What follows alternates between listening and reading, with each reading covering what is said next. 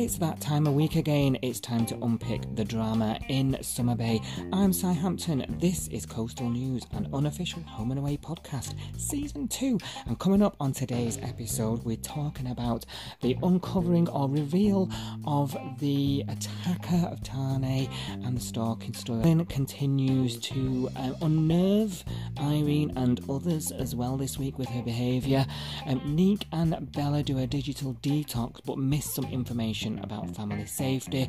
Mia receives a phone call she really wasn't expecting. All that plus, stick around later in the show because our first look will take a quick sneak peek at the week ahead on Home and Away as it airs on Channel 5 and 5 Star here in the UK.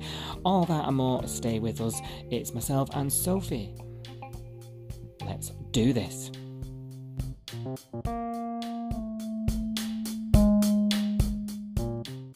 Right, she's guest star turned series regular. Sophie's back on Coastal News this week.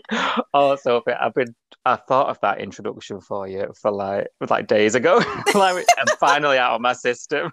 Oh, was it just in your head, just going round? Yeah.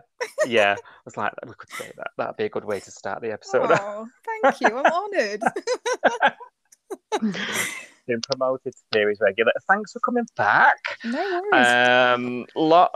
Lots has gone on, and we're all up to date. We had a good Homer's week this week. Definitely, there's a lot going on this week. Yeah, and you probably we'll let listeners in. You there's a lot gone on, but not necessarily in the right order for you. No. Well, I've had a really busy week at work, so I managed to watch, I think, Monday's episode. Then Tuesday and Wednesday, I missed them. So then on Thursday, I think I watched Tuesdays, but then I watched Thursdays straight after because I was like, I need to know what happens. I need to know. And then I went back and watched Wednesdays. And then today I've watched Fridays, obviously. But yeah. So the information's in there somewhere. It is. You know, it's just in a... And luckily, we don't do it in episode order, we just do it in storyline. So we should be good. That was hilarious when you said that to me, though. I thought that's so funny. I know. I was just desperate. I saw, I accidentally sat down and watched the Thursday one, I think. I started to watch the beginning of it. And I was like, oh, no, they did a recap of the Wednesday. And I was like, I haven't seen this. I should turn it off. But then I was like, no, I have to watch it. So then I watched the Wednesday one after. I was like, oh, now it makes sense. Okay. And just to confuse everyone, Wednesday for us is Thursday for some Channel 5 viewers. Yeah. I mean, 5 no one Star. knows what day's what. You know what I mean these days, do they? But there we go. It's all one long Monday. Absolutely. Saturday's the only day you need to worry about. It's podcast day, right? Yeah, exactly. That's the important day. Remember Saturday. Well, if you can remember, whatever day you watch this, Anne was back in the Bay and she was making some rather convincing inquiries, should we call them, around the Bay. Have you seen Felicity? Yeah, she went really to worried about Jazz, didn't she? She stopped Jazz. Jazz was doing a run down the beach and we get to watch her running, don't we? And quite a lot of that. I'm sure that's for a certain demographic of the audience that enjoy that. Yeah. She stopped her, didn't she? And she was like, oh, I'm pretty worried. Have you seen Anne? You know, covering her tracks because she does know where she is. Yeah, this is it. Well, at this point, she doesn't. We don't know that she doesn't know that she knows. I don't know what I'm saying now. Where she is, and she does the same. Who else does she do it to? Well, she goes to see Tarnay, doesn't she? That's it, Tarnay. Yeah, and works away, and then you're just thinking, you pillock. You know, you're just thinking. I know. Well, actually, do you know what? I did give him some credit because he did actually say, "Hang on a minute, how do you know where I live?" And I thought, do you know what? A lot of the time they skirt over things like that, don't they? And you think, oh, why did you ask her? But then she just went, oh, it's a long story. And then he just went, okay. Just come in and have a brew. But you're like, an alarm bell has rung. You know, like you're even having this conversation with each other about you don't know each other about that well, and all this very dangerous, strange stuff's been going on. You and I were talking about this last week. How he suddenly now doesn't think it's Felicity. So, who this is a strange girl. Yeah. Oh, I was eye rolling. I don't know about you. I was a bit at that conversation, and of also, course she. Yeah, sorry, you go. No, go on. I was going to say, did you notice her face when he obviously didn't recognise her and she was like, oh, we've met before? And he was like, oh, I'm sorry. Like, just brushed it off. And her face was like thunder at that point. You're thinking, just look at her. Like, she's really annoyed that you don't recognise her. I know, like, I know. I know. She knows where you live. You've had these because he got a card and a rose, didn't he, He saying "see did. you soon," Yeah. not like 2 days before that. So Yeah. to me, I felt like he should have been putting some things together at this point, sort of piece in the puzzle. And I'm surprised because when it first started and she first turned up at the house, I thought, oh, here we go. She's going to start asking about Felicity, and he's going to sort of go into another room and start piecing things together. Yeah. And start thinking, oh, I'll try and see if I can get some info out of her. But it didn't really go like that, did it? No. It's sort of, she gets the old drugs out and well, she starts to and cry then tears, doesn't she? She starts to pretend to cry, and then he's like, "Oh, I'll get you some tissues." And while he does that, she's like, "Oh, I'll just put this in your drink." And yeah. And when he's got enough in the system, she sort of says, "I think I know where she is." Okay, we've just been spending I don't know how long talking about we didn't know where she was. I'm worried about her. Where is she? Oh, actually, I was all a bit confused. Was she? Bless him. I don't think he really questioned it, did he? He was just like, "Oh, okay." He's quite straight talking, quite a plain guy, isn't he? I don't think he's a big thinker. So yeah. Stupid. Is the word you're looking for. I was trying to be diplomatic. But he takes people at face value, doesn't he? He doesn't try and sort of psychoanalyze them or work out what their story is. He's just like, oh, okay, she thinks she knows where she is. Let's go. Like, it's a problem. Let's go fix it. I think that's his kind of character. Mode Tane. Yeah, absolutely. Yeah, he just sort of, okay, problem, let's fix it type situation. Yeah. And of course, he walks right into, is it the woods? Is it the bush? It's some secluded. It was like woods, wasn't it? It was like, it looked quite nice, actually, quite like idyllic little, retreat. I was thinking, oh, I'd quite like to live somewhere like that if it was done up a bit and not full of organophosphate. The shack on the outside of wherever.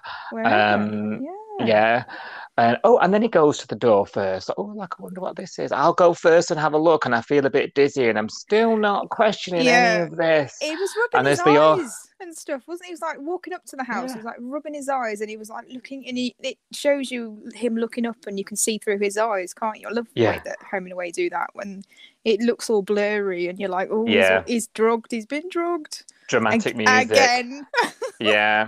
Just in case the audience has forgotten. Remind us again, he's not feeling too good. It's not been a week since the last time he was drugged, was it? I know. Like, this is familiar. Yeah. But he goes in, and then just the best moment for me of the whole episode. Because I honestly just laughed out loud, and I shouldn't, right? He opens the door, flicks there, and then you can see in his eyes, like, the cogs are ticking, and then zap. And then he hits the deck. Like, taser. Like, what the hell? Where did that come from? I know, bless him. I was like, all those hours in the gym, and you can't even fight off a girl. I know. Oh, bless him. He went down like a sack of spuds, didn't he? He did, didn't he? Honestly, I just was like, where? Because it's the show, as the show regularly does. I don't know what it does in ours, but in the UK, we get those fade to blacks where I assume there would be an ad break or whatever. And so obviously he just, like you say, sack of spuds. And then there's a fade to black, and I was like, what? What just happened? But I had to laugh because I know this sort of dramatic, exciting, suspense, thriller type plot is great, and we all get dead excited about it, don't we, as fans? And it's thrilling to watch, and it does keep you locked to the screen, doesn't it? It does. Keeps you on your seat. Stop, you do stop the ironing, when this sort of stuff's happening, don't you? But like it is quite two-dimensional. In that it's not very character driven, is it? It's like you just sort of go with it, and I just found it quite funny how it just came to that. It was his face, wasn't it, when you saw Flick trying to go no, but she's got a gag in her mouth, and he's like, oh, something odd's going on here. Oh, Yeah. and you can see it in his face. I know, and you're thinking, just spit that out, love, and tell him. You know. And yeah, when they were tied up round the middle, it didn't look very tight. I was thinking, can't Tani just breathe in and like, you know, squivel out from under there? It didn't look very. It didn't. Not for a man of his restrained. stature. No, I was thinking, No. come on, use your muscles, lad. I know. What are they for other than, you know, looking out? getting out? Yeah, absolutely. But all joking aside, there was a really nice moment between them. Yeah, there was a whilst few. they were. Yeah, whilst they were sat there, and she said, "I'm so sorry," didn't she? She apologized, and and I thought, this is the birth of the it couple. Oh, this is tenacity, isn't it? Yeah, that everyone will be loving on the gram. You know, this will be the big it couple of the year, and obviously, a couple of days later, I don't know if you saw, Home and Away sort of updated all the socials with them plastered all over it. So they're obviously the it couple, and we're just seeing, aren't we, the beginnings of it. Yeah, there was a lot of like looks across each other, wasn't there? Like, and he genuinely looked like really concerned and caring and that kind of thing for her, like really, you know, worried about her, and that was in a few times. Do you know what I was thinking? I don't know whether have you seen Speed with Keanu and Sandy Bullock? No. Oh yes, with the bus. Yeah, with the bus, when the bus blows up. Yeah. Yeah. Well, the whole way through that film, you think it's the kind of same thing. You're thinking, will they get together? They're kind of flirting and looking at each other and stuff. Yeah. And then right at the end of Speed, they have this moment. And before he kisses her, he says something like, "I've got to warn you, I've heard relationships based on intense experiences never work," or something like that. And I was thinking, this was like flashing through my head when I was looking at Tane and Flick, and I was like, this is because they've both been through this, like, you know, horrible situation, and it's brought them closer. And, you know, is that a good thing, or is it, you know, is that the only reason why, you know, they're looking at each other differently? Or so remains to be seen. You're right. When it gets down to the mundane humdrum of the bay, you know, are they going to just fizzle out? You might be onto something there. Well, we'll find out. I'm sure we'll look back at this in X amount of episodes and be like, you were right. Yeah, maybe. Yeah. Mate, in that case, I want a writer's job. Yeah, we're full circle to you needing to be a writer on the show. Ace. Yeah. I don't know. I'm trying to think now. Do many relationships just fizzle out on Home and Away? I'm trying to think of one just off the top of my head. There's not many that fizzle out. They tend to, you know, big bang, don't they? Something happens and then they break up over it. I can't think of a... Trying to think of a fizzle out. I'm thinking Marilyn and John sort of fizzled. She just sort of said, "Oh, I don't love you," but that was after she had a siege, so that doesn't really count. That's true. Yeah, there's always a bit of drama involved, isn't there? Yeah. No one just says, "Oh, I'm bored of you, I'm off." Maybe let's just be friends. Anne's hit me up on my DMs, and I'm thinking of giving it a go. See you later. Yeah, maybe you might be right. What, you know, maybe that is the story. Maybe that is the arc. Maybe it's they've got together under this mad moment, because later in the week, we will come back to that in a second because there's more that happened there. But later in the week, when things do die down a bit, he sort of says, doesn't he? Like, I know us two are a bit mad. Like, our friendship's just a bit out there, but, like, you know, I'm here for you. So you might be right. Like, after the excitement's gone, can they be a proper couple? I'm sure we'll be finding out in the months ahead, you know. Yeah. But while all this is going on in the Outback Shack, back in the bay, Ari is sort of... does he run into John or something? And everyone's sort of like, "Oh, I've not seen Tane. You know, where's Tane?" You know, there's this. Everyone's sort of realizing he's missing. Yeah. And he bumps into Cash, doesn't he? And he says, "Is your sister still missing? Because my brother's gone missing now." And he's like, "Really?" Like, okay. And then, because Cash has been away, hasn't he? Looking for her. Yeah. You know? He went home. Or, we don't know where home is, but he went home, didn't he? Somewhere. Mm. Yeah. Yes. And then, so that then launches the search, which we were just talking off air. Back in the day, the search would have been, orange SES map helicopter, bad weather. Oh, bad weather and radios, walkie-talkies. Yeah. You go off You in that know, direction, we'll go off in this direction, and the yeah, torches. Oh yeah, I yeah. used to love it. Colleen Now, with a pot of tea, oh calming everybody down. yeah, yeah, absolutely. And now it's all Um, like GPS and phone signals and all this yeah, stuff, isn't it? So yeah, and we're showing our age, everything. We're We showing our age. again, we have to stop this. But all the investigation, all what we said last week that was Mm, wrong with the investigation, like they can track the phone, they can, yeah, X, Y, Z, they can speak to whoever.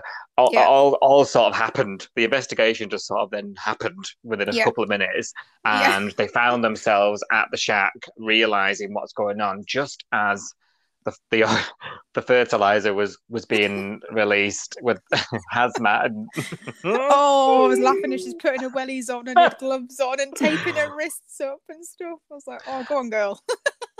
What do you reckon the plan would have been if she'd have gassed him? I don't What know. then? She'd have had to take off, wouldn't she? Because she's tried to make it so that no one can trace it back to her.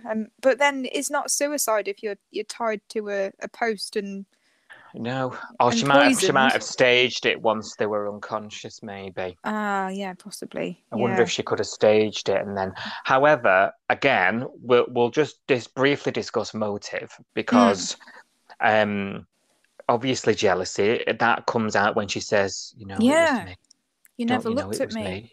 Yeah. Yeah. She tells him and then obviously he dawns on everybody Yeah. where this has all been coming from and why. Yeah. And what do you think of the motive then? It's this lame, isn't it? It's a bit lame. She basically just said, "Oh, I saw you come to the club. You took a different girl home every week, and I want you to look at me the way you look at Flick and all this stuff." And I just thought, "Oh, love, come on. It's not enough hmm enough of a reason to go hmm around poisoning men. It's just not Yeah. cool." Tasing him and poisoning him's really Yeah, going to make him love you. yeah, And, I it just does know. it for him. Doesn't make any sense. Do you think she's done it before? Do you think she's left a whole, trail of Yeah. bodies behind of all these men Yeah. that have rejected her or not looked at her, or Yeah, I do do you think because there's a side story to this? yeah, because you've got to be a certain type of person, haven't you, to do Yeah, it. yeah, Now, ordinarily, I'd say to you, so we need to know. yeah. Like, we need to know what her backstory is, like where she's got. Like, I'm assuming now she's gone. Like, I that's think she's it. gone to prison now, Yeah, isn't she? Yeah, but she's not. And normally, I love a villain. yeah, I love a villain, and I love the fact that they're flawed, yeah, and and they're doing something for a reason, and it's normally through something good, like they're trying to protect someone yeah, or they yeah, love someone or something. But it's just so daft yeah, that she's got to be unwell or something. Do you know what I mean? And yeah, it's quite ironic that she did it at a blooming mental health event. But yeah. we're not going to see, and nor do we care because she's not an actual character in No, the show. She's a plot. We were saying before, it's been quite surface level, hasn't it? It's a plot device, really, yeah, to bring Felicity and Tane together out of this casual hookup yeah, yeah, world, yeah. create a bit of drama, and get them together properly on a more deeper level. Is my feeling. What about you? Yeah, and it's got us to know the characters, so we've got to know Flick, and we've got to know Cash and their backstory and that kind of thing. So it's like getting Yeah, to know the newer cast members, I guess, as well. yeah.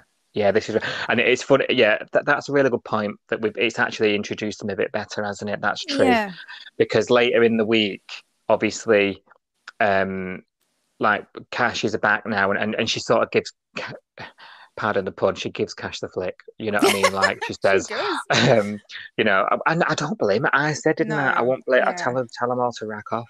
yeah, Like, definitely. um, you would, wouldn't you? You're Yeah, thinking you didn't believe me, and yeah, you can sort of see it from both sides, can't you? you You can, know, like, yeah, it's the cop versus brother thing, isn't it? It's like his job is to look at the evidence and follow that, but then she's his sister, and actually it wasn't until some of the evidence cropped up in the police station. Do you remember he saw her, was it a photo album, And he said, she'd never take off without that photo album. It means too much to her. And that was evidence, wasn't it, for him to say that, something is wrong. So he is the cop. He can't get away from that. Yeah. And everyone says that when you're married to a cop, he's married to the job, Yeah. And I think he's a nice cop, and I think she'll come round, Yeah, I think she'll come forgive him. round. UK on Twitter sort of mentioned, during the week that they thought the twist would be more exciting. I was like, yeah, we did. We did. Well, I think we wanted it to be more exciting, but we all knew. Yeah, we all knew deep down, really, didn't we? But yeah, we feel you. We feel you. But there's obviously, and it's died down. Anne's been arrested. Everyone goes back to their life, more or less. Anne gets checked out of hospital. They give the statements. Yeah. And there's a problem here because Jasmine's giving him the cold shoulder. She's. And I don't know about you. I forgot all about the conversation she had with the detective. I know. At first, she was fine with him to start with, wasn't she? I guess because Flick was still missing, so she didn't bring it up with him, and she's probably waiting. And it was not a very nice time to say, "Oh, your sister's missing, and by the way, I've got iffy feelings about you." She probably was waiting. Yeah. But, yeah. Now she's all like, "Oh, I've got to go to work. Oh, I'm busy," and he's like, "Oh, okay." Yeah. And at this point, I was a bit like, "What the bloody hell's wrong with you?" Yeah. Oh. You just seemed, I thought, because I'd forgotten about her being interviewed, I don't know how I managed to do that. Maybe this is the fizzled out relationship we were just talking about, that, we don't have many of those. Maybe this is it. Let's keep an eye on that one. Yeah. Fizzle watch. Fizzle watch, yeah. Love it. And obviously then she tells him that the detective told me something that stuck in my mind, that you ran away when Felicity did, and you were gone for 11 months. 11 months. I know. What were they doing? Off the grid for 11 months. What were they doing? This is the big secret now, you see. So what could they have been doing? I mean, what could it have been? Well, he says, "It's not my story to tell," doesn't he? Or something like that. So that suggests to me it's Flick's story, or I don't know. Yeah, something to do with it. And Flick's very attached to this photo album. Yeah. And what was the story with the parents? I can't remember now. There's something not right. When she first showed up, she told Jasmine that her dad was murdered, and then Cash was talking to Jasmine, and he was like, "Oh, did she say that he was murdered? That's a lie. That's not what happened." That was it. Yeah. And actually, Cash found him in the barn or something at their house, and he'd taken his life. So something's not right, is it? Because do you remember when Anne was holding him hostage and she was texting Cash and saying, "I can't go on," and all this stuff, and Flick was really upset with the content of that message and said, "I can't let him think that I wrote that." And I was thinking, is this something to do with her dad and triggering memories and all of that sort of stuff, and not putting him through that again? Was that, I don't know. Maybe I'm reading too much into it. No, but I like that. I think that could be a very good flesh out of their story. Yeah, actually, something there. But so there's a secret. What is it? That could be that. Could be. If you've got any ideas, let us know, because we like guessing. To know what's coming.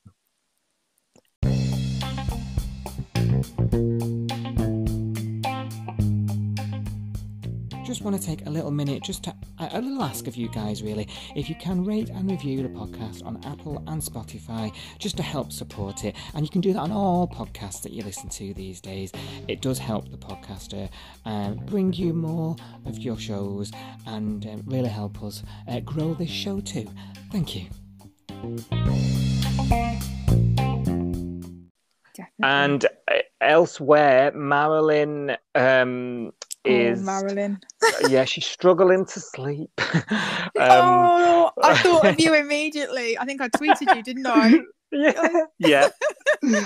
Straight on it. Same. The feeling was mutual. I was like, do you know, I think I was slightly distracted, and then the noise sort of made me look at the telly, and I thought, that is a meditation bowl. It is. I was so excited. I pointed at it. I was like, meditation bowl. And then first thing I did was pick up my phone and tweet you. Much appreciated, Sophie, honestly, because it was just one of those moments I was like, yes. We made a big deal about the meditation ball and it became a deal. It did. So but I think that scene when obviously Irene and Jasmine come out and they say we can't sleep, what's going on, and you know, we'll get you a flipping mattress. Oh, yeah. She's like, it's not that I can't sleep, I can't.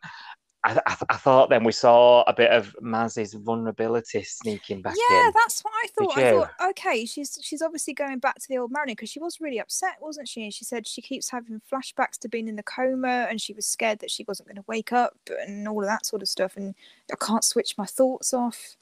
Yeah. So she seemed really upset, but then the next day she went straight back, didn't she, into like But this is Marilyn's good at this at getting your empathy. You know, because you've I mean, everyone's finding it hilarious, even if you think it's daft.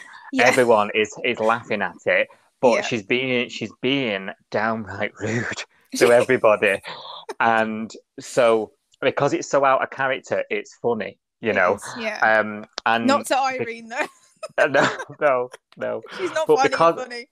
Because she's being so rude, when we see that vulnerability again, we all. I think that was a very clever and deliberate reminder to us as a viewer that she's there and she's still the same person. I thought that was such a lovely scene. You know, and it just sort of brought us all in from laughing at her. Do you know what I mean? Yeah, they're good at that though, aren't they? They're good at the heartfelt and the comedy. Yeah, especially characters like Marilyn. You know, and I think I think the way it's played obviously helps. But yeah, they're really good at sort of taking it just over that line and then reeling you back. You know, and then of course the next day, like she's off again. You know, and she's been shopping again. But what's she been buying, Soph? She's bought contraband. A big bottle of brandy, hasn't she? Yeah, and she brought it back to the golden rule number 1. You know, no grog at Irene's. What? We were mentioning the grog last week as well. Do you remember? We talked about Irene on the grog, and then here we are. Maybe we're like psychic or something. I think maybe we just know everything inside and out. I know, we're just a bit maybe we are the stalkers and it's not at all.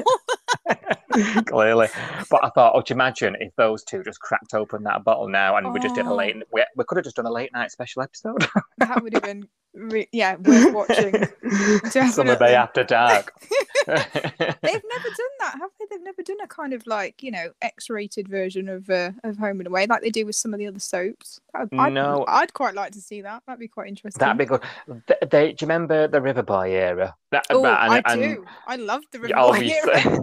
Controversial, right? Because viewers, you either loved them or you bloody hated them, right? I don't know if you've noticed that. Which side were you on? I loved them at first because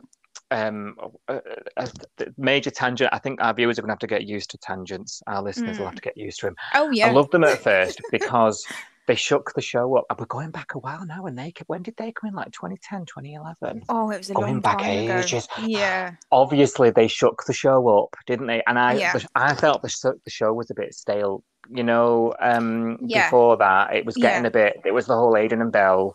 You know. Yeah. That whole era, and I felt like it was a bit sort of going nowhere. You know, I just remember the first time they rocked up and they sort of came into, was it Salt back then or was it something else? It was like the restaurant.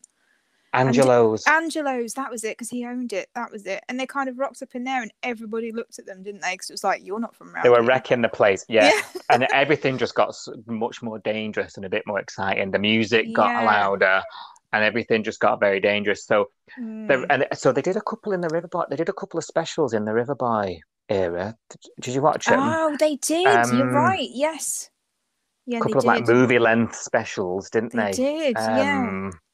but nothing sort of X-rated.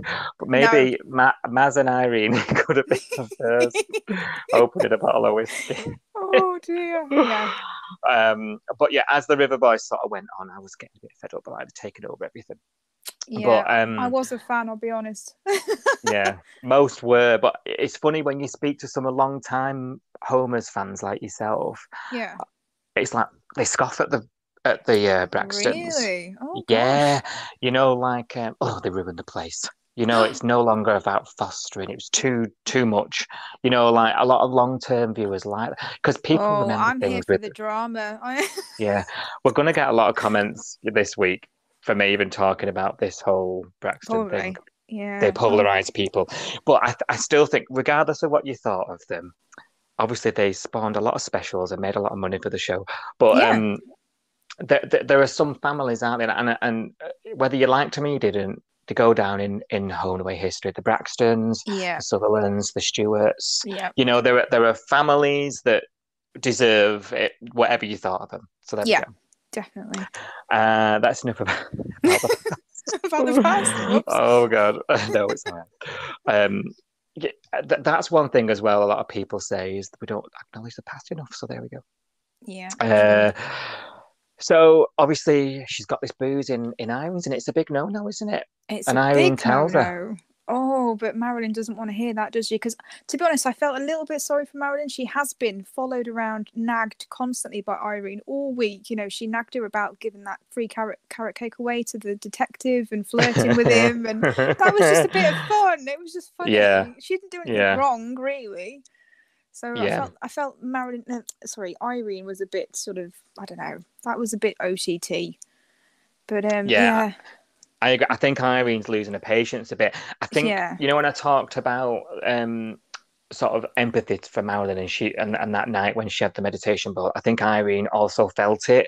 Yeah. So the next morning she sort of agreed for her to come to work and what have you, didn't she? Yeah. And then I think she was sort of hoping that she would improve. Yeah. But I think she sort of, like us, had that snap of, oh my God, when she brought the booze back. Yeah. And she had... And it's not just having the booze in, it was the refusing to take it out and get rid of it, and the back chat. Irene, if you can't have the booze in the house, it's more of a you problem than a me problem. And I know, I didn't know what to do in that moment, because I was wanting to laugh, but at the same time I was like, oh, that's shocking. Yeah, I was going to say, I gasped. And I thought, Irene's going to roll her sleeves up. I know. I wouldn't talk back to Irene. Irene, I wouldn't. All right. That was the moment for now listen to me, girlie. No, God save Ireland. That was a moment, wasn't it? And I just thought she's gonna rip her eyelashes off here. If it wasn't a daytime show, she probably would have done. She probably would have. And actually, it's such a shame, even though this is happening, isn't it good? Marilyn being at the beach house with Irene again, it's like nice. Back in the day. Yeah, it's nice to see, even though they're not really getting on. Yeah, it's nice to see her in a different environment, isn't it? And where she was in the 90s when they used to be housemates, you know. Yeah. A little bit sort of going back to that time. Yeah. And I think that's why us long-term viewers sort of get the nostalgia of these characters being in this position really helps you enjoy the story more. Definitely. There's been a lot of people that have lived under that roof with Irene as well over the years. Yeah, waves and strays coming and going. Yeah, definitely. And obviously this whole thing, this argument, and she just says, you know what, Irene, I've had enough. Like you say, you would just mention it when she's been badgered, followed, you name it, not left alone. And she says, I'm going home to my home. And I thought, all right, back to the caravan park. And I thought, Ryder's there on his own, so is Ryder now going to start copying for it? I don't know. Oh yeah, that's true. Yeah, because I'm assuming Ryder's still at home, unless he's in, doing these challenges with Theo all the time. I don't know. Yeah, but he must be going back home. He's got, I mean, who's handing out keys and changing towels at the caravan park? True. Where everyone's gone AWOL. That's true. Who's running the caravan park? Who's going, oh, we're really full, but here's a wall full of keys. Let me get one for you. Let me go and check. Oh, funny times. So she's back home. She's obviously still suffering from whatever it is, refusing treatment. Everyone keeps saying, don't they, she's physically well, so leave her to it. Oh, do you know what made me laugh? When John went to talk to Logan about her, and he was like, oh, she's still snapping at me. And everyone's worried about her. And I think Logan said something like, is she still snapping at you? Like, or is it everybody? And I just laughed. And then John was like, well, yeah, actually, it's just me. He's thinking, well, you are her ex-husband. You know, this isn't a weird scenario for an ex-wife to shout at an ex-husband. But obviously, Logan didn't really know her before, did he? So he's got no backstory with her. It's not just any ex-husband; it's you as well. Yeah, it's John Bloody Palmer. There's been a few little funny comments, a bit of funny moments like that are quite easy to miss. There was one with they were sat on that wooden table outside the Pier Diner. Oh yeah. It was last week, actually. It wasn't this week, but it was when they came back from the hospital. He came back from the hospital with Irene and bumped into Justin and Leah, and they sat down talking about it. Yeah. And they were obviously filling Justin and Leah in about her. Yeah. And Justin, he said something, I can't remember, I'll have to look back now. He said something about her being awful to him, and he couldn't understand why. And Justin sort of went, well, and I thought that's quite a clever, funny moment that you could miss quite easily if you didn't. I think Irene kind of jumped in and went, no, it was bad. It's not just because he's John. Yeah, not extra. The usual John nonsense. Yeah.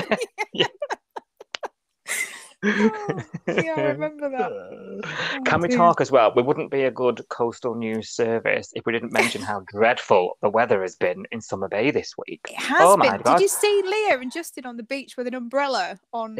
All week. Monday? Yeah. I thought it's been raining cats and dogs. I thought this is not what I tune into this for. No, we need the sun because we don't have the sun here. We need to live vicariously through them. I know. Weather report, blimey. Oh gosh, yeah. I think it made me laugh because they had the umbrella and she had a coat on, I think, and they looked cold as they were walking down the beach. And then the next clip, it was like Tane with like hardly any clothes on outside. I was like, well, how come he's warm? He must have like some hot blood going on. He doesn't look cold at all. I know. Maybe it's just because everybody around him just gets so hot because he's around that he just doesn't need to wear clothes. You know? It could be that. Could be.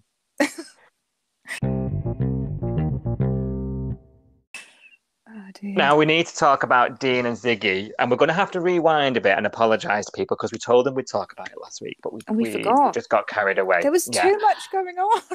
I know. So they were, which I, to be honest with you, maybe we subconsciously just skipped over it because it just made me cringe. But Dean and Ziggy had got the horn for each other, hadn't they? Yeah. Like it had been a while. Like, despite, I mean, let's not go too into detail, but they could have seen to those urges in other ways. But they could, yeah, like anybody else would. Yeah. But they were worried about. But we don't know what they're into, do we? We don't know how acrobatic they get, I guess. Well, do you know what I found the most cringy about it? They're a couple in real life, aren't they? Yeah. And I thought, oh, this is a bit. It's a bit weird knowing that you're in real life and. Bet they knew their lines that day. Mm. Yeah. Mm. Not much acting going on. It is odd, isn't it? Because you are looking at things like when you know that they're a couple. Yeah. And it was all like, you'll be able to do it if you can walk up the stairs. And I thought, right. And I mean, not only does it re-highlight the severe lack of disabled access to salt. Exactly. But and that flimsy handrail. That man can walk if he really needs to. If he really wants something. If he's motivated enough, he'll get up them stairs. He'll do it if it's something in it for him. Absolutely. You know what I mean?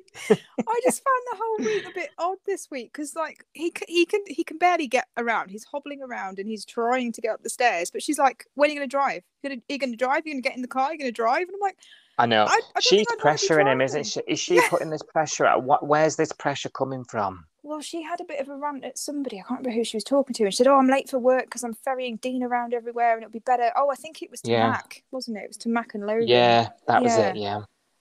You know. And I feel like, you know, it sort of come from nowhere. It was sort of like, you know, your rehab's going to take ages. It took him ages to get into rehab. Yeah. But now it's said, probably... No. Sorry, couldn't resist. It's all right. Amazing. I mean, if the podcast wouldn't get banned, we would insert the song right there. Oh, yeah. But yeah, you're right. It was like, it stinks of someone's gone, we need to move this storyline along. Yeah. And suddenly Ziggy's a bit annoyed now about having to look after him despite begging him to let her do it. Yeah. And he turns to Logan. We turned to Logan first for the advice on the old lumpy pumpy. He did. And then he turned to him again, sort of saying, he doesn't say it, does it? Because it's Dean and he's a river boy.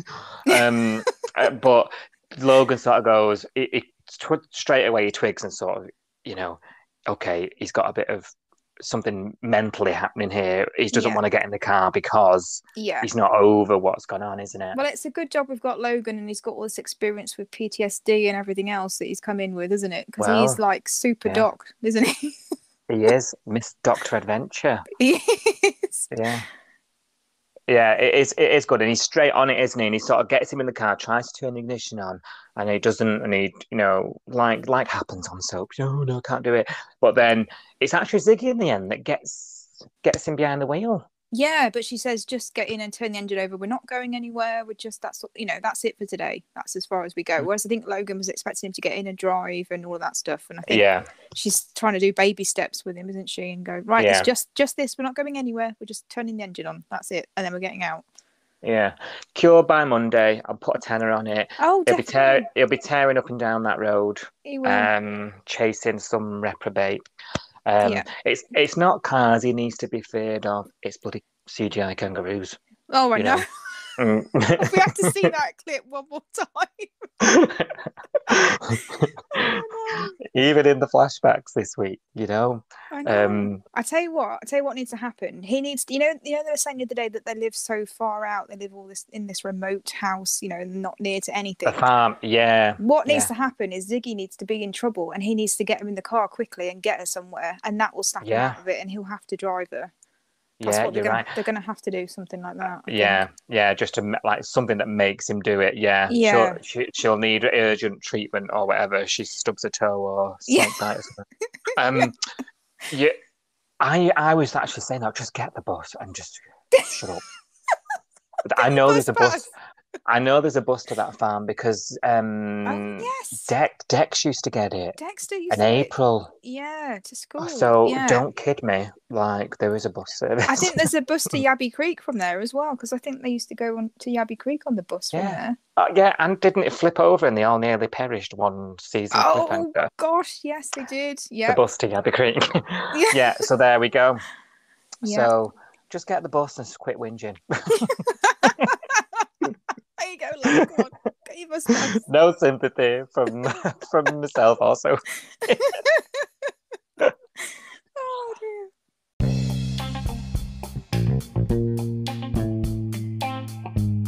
Competition time now, Sophie. Oh. If you too are 77 years old and bald, you too need a hairdryer and straighteners.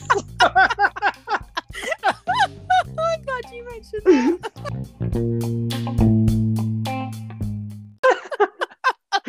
Every time. It makes me laugh every time. I love the way he pronounces Derby as well. I love it. The whole advert. Only Alf on the ad break of Home and Away. I love it. Trying to flog a hairdryer. I mean, you couldn't make it up. I actually love that advert because sometimes it's the only time I get to see him, and I'm like, Mr. Stewart. When I first saw it, I thought, I do want I was crying. Well, I've entered. Have you? Oh, yeah. I was thinking, £2. I'm a bit stingy. I'm a bit stingy. I'm £8 deep here because they text you, don't they, going for the free entry. Oh, that's brilliant. Why don't they just sell the mugs? I'd buy a mug. Do they sell them? Can we get them? Can we buy them? I think they can, because I got somebody like a Blood and Sand mug off eBay for like Secret Santa 1 year. Yeah, and she loved it. She knew it was me, obviously, but she loved it. Yeah, not so secret. I just thought we'd drop that competition in, guys. I want a Flaming Galah mug so bad. With matching beach bag. I want his hat as well. I want a signed hat. So, you know, the hat that he wears. What's it called? Like a beach hat, I guess. Yeah, sun hat, I guess. Sun hat, yeah. I want his hat. I want that. Said to Sophie, my biggest fan, love. Mr. S. Sophie Stewart, UK. I'm going to deed poll. I'm going to change my name. Oh dear. I can't believe you bought into the competition. That's hilarious. I do them all, me. That's so funny. Well, if you what win, was the last one? I'll be so chuffed for you. I won't win because I've been doing them years. What was the last one? Can I have the hairdryer? Absolutely. Yes. Yeah, but Alf needs the straighteners, so he can't. Years ago he might have done. He used to have lovely long, like, curtain hair in the 90s, didn't he? Yeah. Swept back.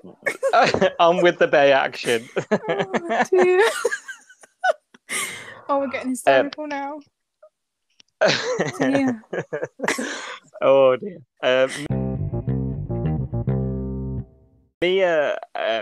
Mia's around again this week as well, isn't she? She's got a bit more of a story, hasn't she? Now she's a bit more interesting. Let's unpack this. So she gets a phone call, doesn't she? Yes. And she puts the phone down, and she's looking a bit shirty about it. I thought of you actually during this scene, because did you notice the phone call came in when she was in the diner? She'd ordered a coffee, and then she saw the unknown number and answered it. Realised who it was. She ran outside, didn't she, looking upset? And Irene came out a minute later with her coffee and gave her the coffee. Yeah. No payment. Didn't pay. Absolutely. I was like, I'm absolutely.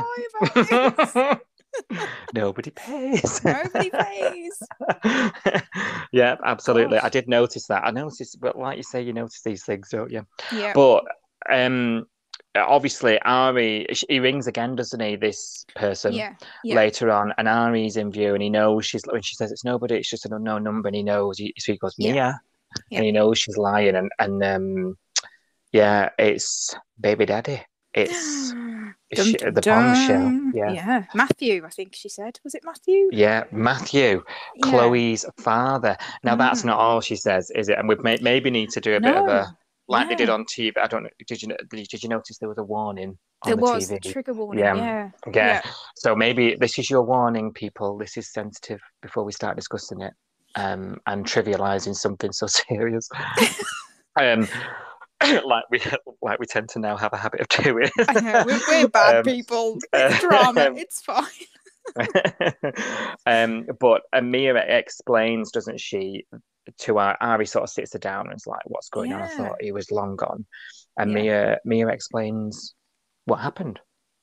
I felt really sorry for her, actually. I was like, okay, this is fleshing out her character a bit and giving it a bit more depth, because really she's only been there just to, be the mum of the Parata family, really, isn't she, so far? Yeah.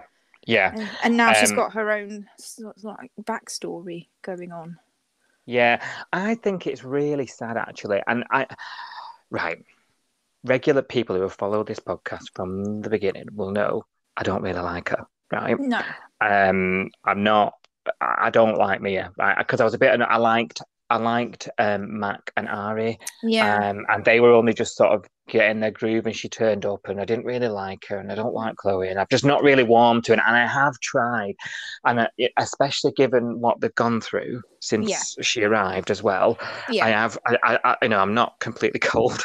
I have tried, but I just don't feel anything for her. However.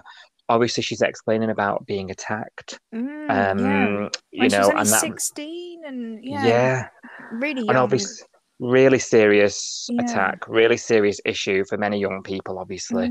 And she explains that she told the mother of Matthew's mum, I'm assuming, that she took money off her that she was offered to get rid of it, and she said she would do it, and she didn't. She fled, and she's never looked back since. She didn't go through with it, and obviously Chloe's with us today, so that's where that story is. But I just thought, how tragic. Tragic was the word. Yeah. And she's so worried about Chloe finding out, isn't she? Because she doesn't want her to know, obviously, the story of how she came to be. And, how does anybody handle that story? Find out that thing about their dad, that nobody wants to know that, do they? No, exactly. Now, not only is that happened, to compound all that, Mia then, if we're to believe it, found the love of her life with Ari, who then went inside for however many years it was. So she lost the love of her life as well. Yeah. And then on top of all that, they've lost children along the way. Yeah. Not one, was it like 3 in the end? It was I a just few, thought, yeah. And obviously one was on screen recently. And I just thought, how tragic can this woman's life get? I know. What are the writers doing to her? I know, and yet she's still, as a character, she's still really grounded, isn't she? She's still, she's together. She's a businesswoman. She's got the gym, and she's, she is the matriarch of the Paratas and all of that sort of stuff. So she's a strong. Stay together, but she bought the gym with hot money. I mean, that's gonna come.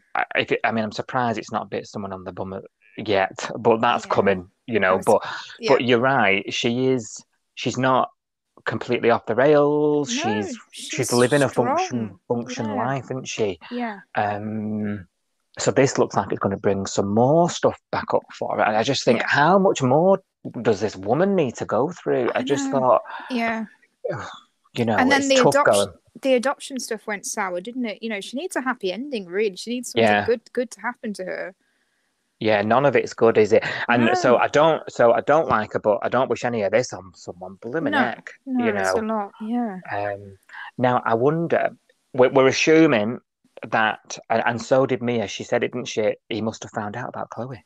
That's the only reason he'd be trying to get in touch with me. Yeah. So I wonder what's happened. How has he found out? I wonder what's happened. I don't know. I was trying to work it out, and I was thinking maybe it's the videos that Yeah, I was about to say. Yeah. How would he know from just looking at her that she was Mia's daughter? Because unless Mia was in the videos, I don't think she was though. I don't think she was in the background of any of them. Not that we're aware of so far.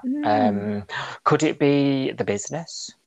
With Ryder, and he's seen it. Maybe he's the one that stole Ryder's money. Yeah, he works at the cash and carry.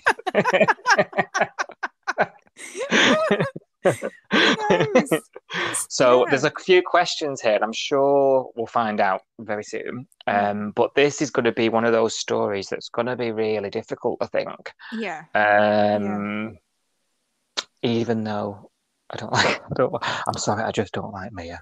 I don't know what it is. What do you think of her? See a lot of Chloe as well with this, aren't we? We're going to see a different side to Chloe because she is going to find out. It's inevitable, isn't it, that she's going to find out? Yeah. Otherwise, how are they telling us? Yeah. Yeah. So Matthew will be in the bay before we can say good day, Skip. So I wonder how he found out. I'm intrigued. I've got these questions and I want to know. So let's see how that unfolds. Oh, you're interested in Chloe now? Notice that. Well, she's taken enough airtime. Why not? She has. Yeah, definitely. Someone who's not been taking that much airtime or not much time on the air, should I say, is that's such a good segue, Si.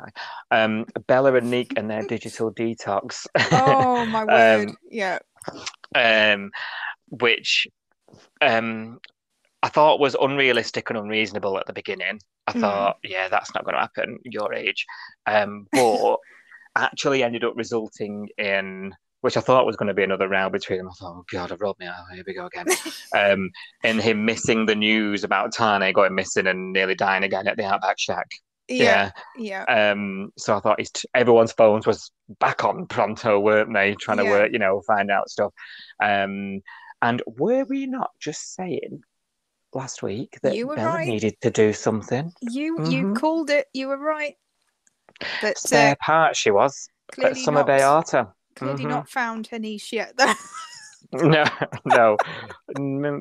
Yeah, she does that trial. She convinces Matt, doesn't she, to do a trial shift. She needed something, didn't she? Even Max said, didn't she? I said she called her a floater or something. Yeah, she did. She did. The images, but never mind. Oh dear. Yeah, even Max said you need something to do. So, yeah, and she gives her a trial shift, and she completes the shift in very Bella way. Yeah, and is oblivious. Is oblivious to it. Even asks if she had any tips. I think she could. I think she could work well there. Food. She gave away like free dessert and free this. The wrong salad. And I was like, no, you're not getting any tips. It's gone back in the till. Oh dear. If you did get any. I'm going to say in the iPad. If anybody paid. Nobody pays, yeah. Free dessert, free whole Especially meal. Especially in Seoul. She's constantly giving away free drinks, free pizza. This is on me. Free cocktail. But yeah, so she's done this trial shift. I think if she could pull her head in, I think she suits waitress in there. I think that'd be quite good for Bella. I think she could. If they polished her off a bit and made her less rude and sacking off and say, I'm on my break right now. It's like, okay. Less Bella, basically. Yeah.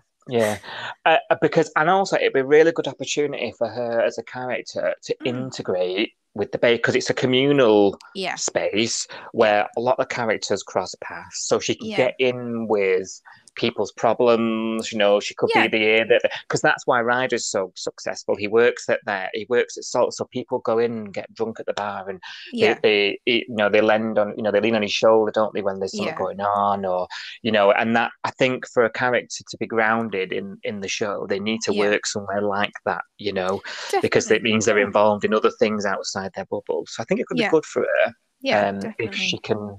if she can bring herself to actually do some work.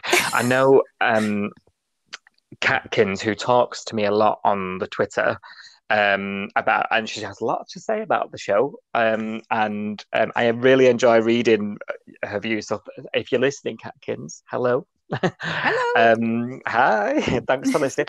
And she sent me a message sort of saying she's got talent and she should use it. Yeah, definitely. So it's an interesting argument, because I thought I really liked her at the.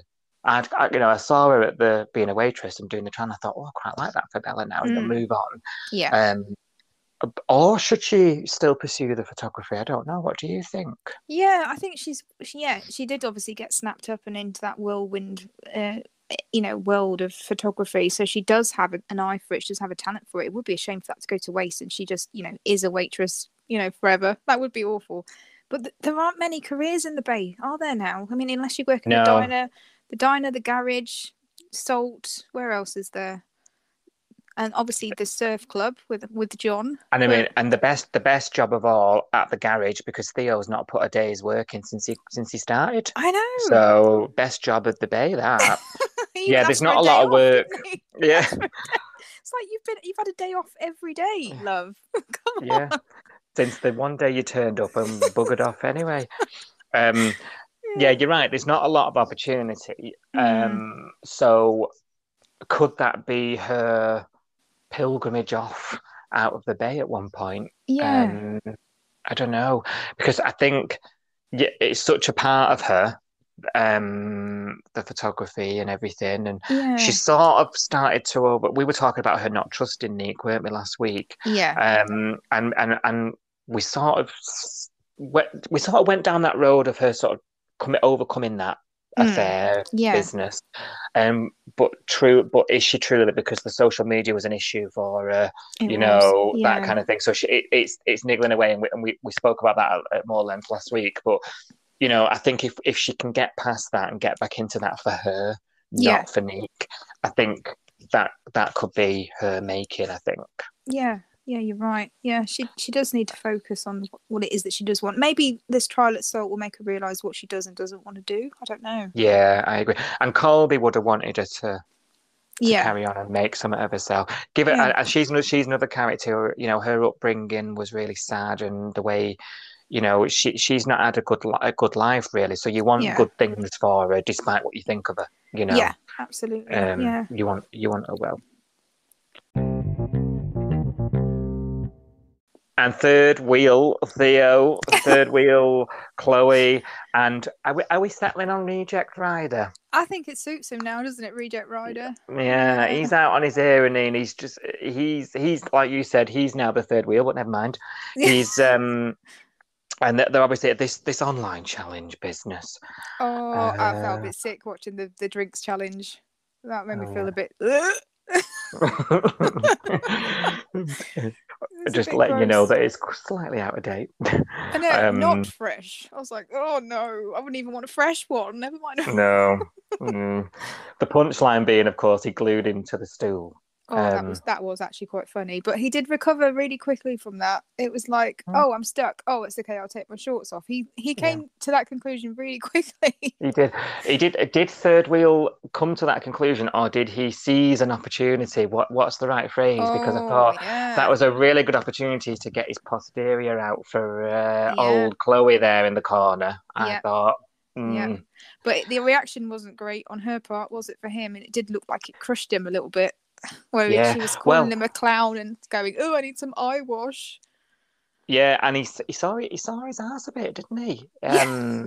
He's now in a mood. Yeah.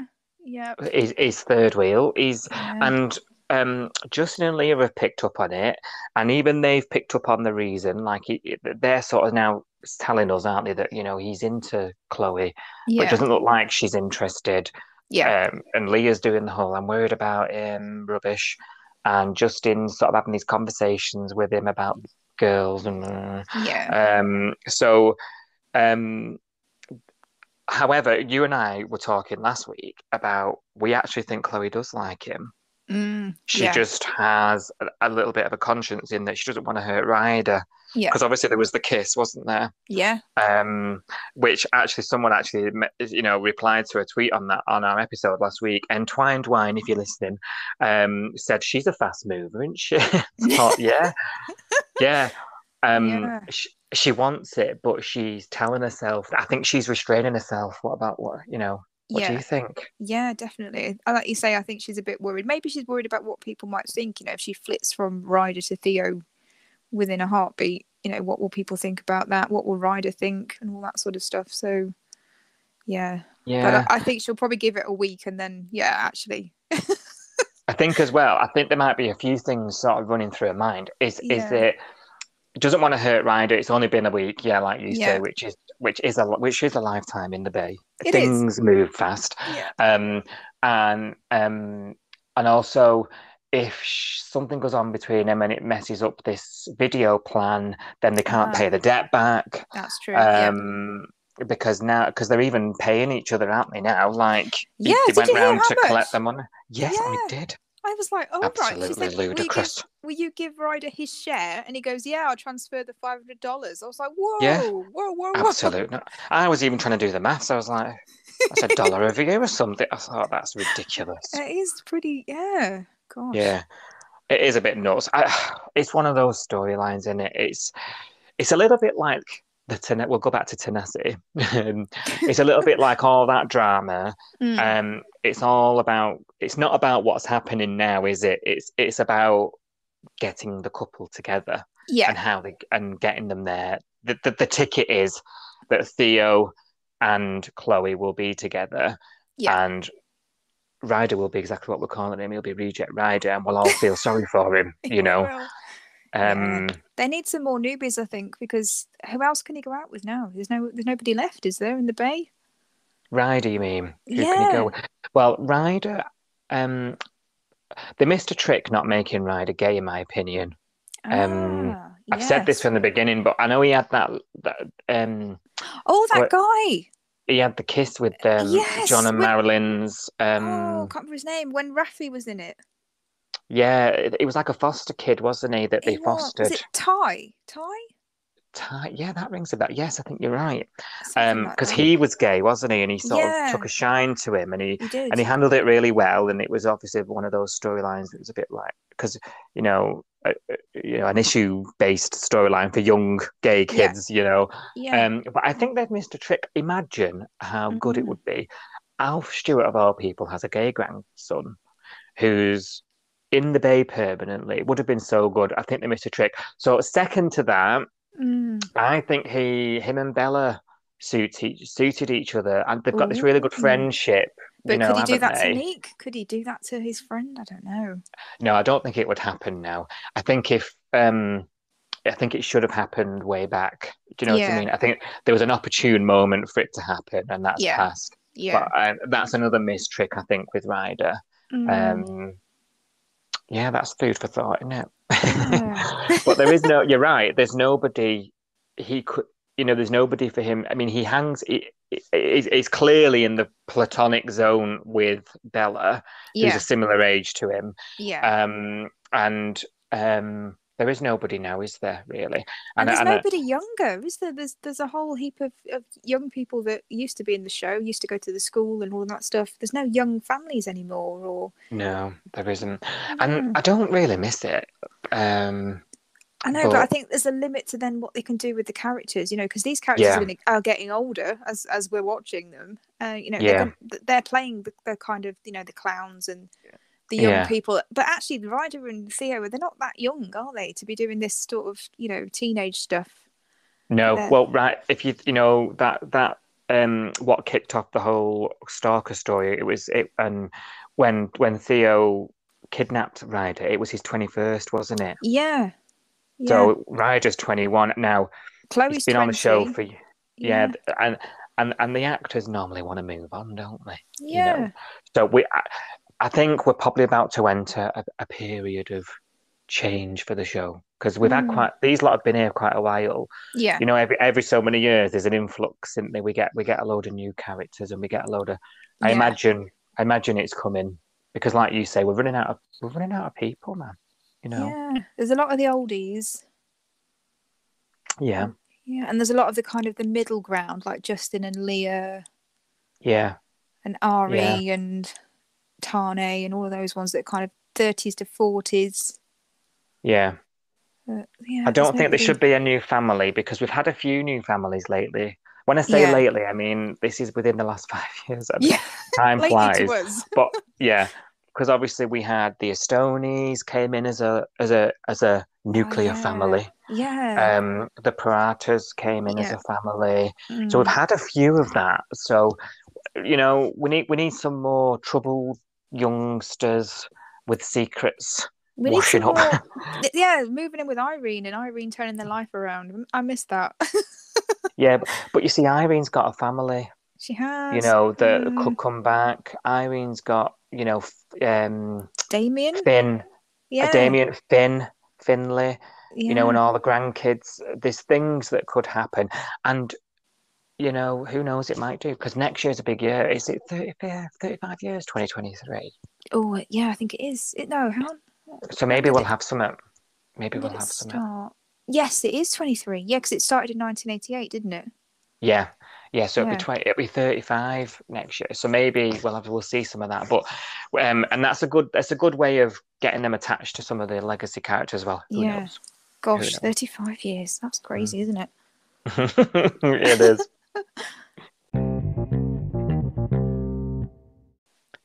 Right, that's all the action, I think. Yeah. All the action. We could go on. We could go on for about the rest of the week, couldn't we?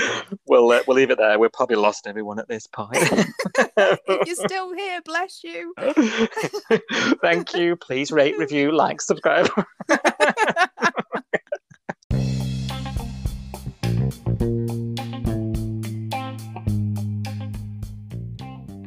quick look at the week ahead in our first look segment, where we just take a quick snippet at the synopsis of episodes coming up in the week ahead on Channel 5 and 5 Star, just to see what kind of things we're going to be chatting about during the week as the show airs, and also unpacking on next week's episode of Coastal News. So, Monday, it says Jasmine learns Felicity's secret. Okay, Sophie and I were just talking about whatever this secret is that Cash said it's not for him to say, and obviously it's something to do with Jasmine, so it doesn't look like we have to wait too long before Jasmine learns what that is.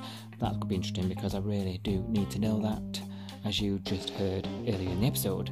Tane is told to back off by Cash, or else. Okay, things are getting a bit threatening there between Cash and Tane. I wonder if that is linked to the secret or not. Mia continues avoiding the truth. That must be more phone calls from Matthew, Chloe's father. Tuesday, Mia issues a dire warning to Matthew that the truth will come out eventually. It's all going to kick off, that, isn't it? And we were just talking about how important that story is, and that's not going to be comfortable or for anyone involved, and obviously will not look good at Matthew. It's illegal what's happened, so no matter how long ago it was. Irene calls Logan in as a backup as Marilyn begins a new business.